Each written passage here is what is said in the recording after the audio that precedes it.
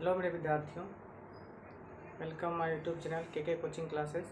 मैं चौथा वीडियो लेके आ गया हूँ विद्यार्थियों, इसको ध्यान से समझना, ये बहुत ही इम्पोर्टेंट चीज़ है। ठीक है, हम अभी आज बताएंगे तुम लोग को कंप्यूटर के प्रमुख घटक क्या क्या होते हैं। इससे पहले वाला वीडियो में हम बताए तुम लोग कंप्यूटर की विशेषता क्या होता है, जिसमें कि हम तुम लोग को गति के बारे में बताएं कि कंप्यूटर बहुत फास्ट गति से काम करता है, फिर शुद्धता है उसका विशेषता, फिर भंडारण है।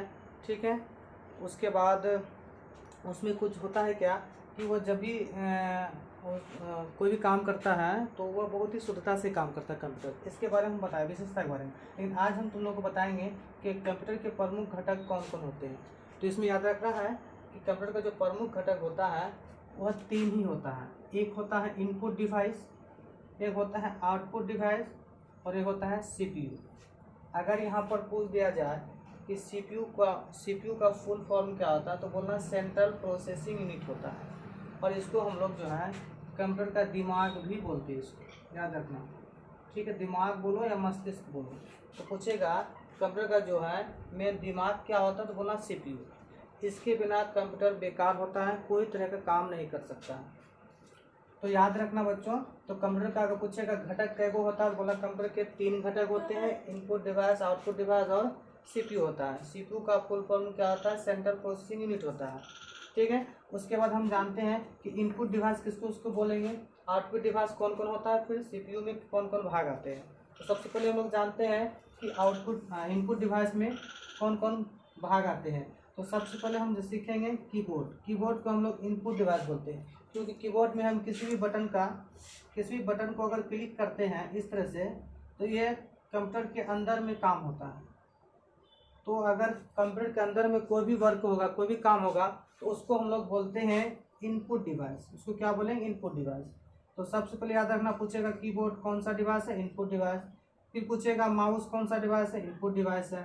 फिर पूछेगा स्कैनर कौन सा डिवाइस होता है, तो इनपुट डिवाइस होता है। फिर ट्रैक बॉल है, इनपुट डिवाइस। टच स्क्रीन है, इनपुट डिवाइस है। OCR आता है, OMR आता है। इस कम से कम ये 15-20 गो आता है। ठीक है, लेकिन हम तुमको अभी इतना ही बता रहे हैं।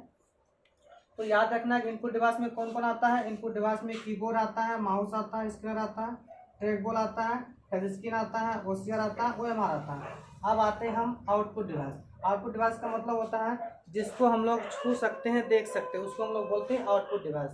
ठीक है, जैसे मॉनिटर, इसको हम लोग देख भी सकते हैं, बाहर का काम करता है, उसको छू भी सकते हैं, तो इसको हम लोग बोलते हैं आउटपुट डिवाइस बोलते हैं।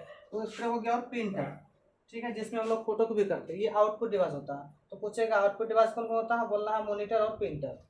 फिर अगर पूछ देगा कि CPU में कौन कौन से भाग आते हैं, CPU में क्या आ गया, MU आ गया, जिसका होता है, जिसको हम लोग बोल सकते हैं मेमोरी यूनिट बोल सकते हैं। उसके बाद एक ALU आता है, जिसको बोलते हैं अरिथमेटिक लॉजिक यूनिट बोलते हैं। ठीक है, यहाँ लिखे हैं अरिथमेटिक, L से लॉजिक और U से यूनिट। उसके बाद तीसरा भाग आता है CU, जिसको हम लोग बोलते हैं कंट्रोल यूनिट। तो ये हो गया CPU का भाग। तो ये सबको सारा भाग को हम बोलेंगे, इसलिए जितना इस लाइन में लिखे इनपुट डिवाइस हो गया, इस लाइन में आउटपुट हो गया, और ये CPU का भाग हो गया। ठीक है विद्यार्थियों, तो इतना चीज आज तुम लोग सीखा। ठीक है, इसके बाद हम 5वां वीडियो में बताएंगे तुमको। ठीक, कंप्यूटर का ऑब्जेक्टिव बताएंगे, उसके बाद कंप्यूटर का और भी भाग है इसमें जो कि बहुत इंपॉर्टेंट है। ठीक है, इसके बाद हम अपना वीडियो खत्म कर रहे हैं। धन्यवाद।